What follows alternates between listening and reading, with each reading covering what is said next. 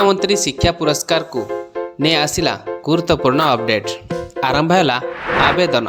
जानतु किपरि करिवे आवेदन जानिबा संपूर्ण खबर। ता पूर्व वीडियो को लाइक और चैनल को सब्सक्राइब करनथिले एबे ही सब्सक्राइब करी पाखरे आसुथिबा घंटी चिन्ह को दबाई दियंतु।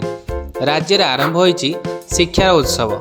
शिक्षा को एक सामाजिक आंदोलन में परिणत करने होईची व्यवस्था। शिक्षा व्यवस्था रे नुआ विप्लव आनिया 5T कार्यक्रम आरंभ होईची अभिनव प्रयास। जिला ब्लॉक छात्र छात्री तथा शिक्षक शिक्षयित्री पुरातन छात्र कमिटी ग्राम पंचायत शिक्षा अधिकारी अवदान मिलुची मुख्यमंत्री शिक्षा पुरस्कार। तेबे मुख्यमंत्री शिक्षा पुरस्कार लगी आवेदन आरंभ होईची।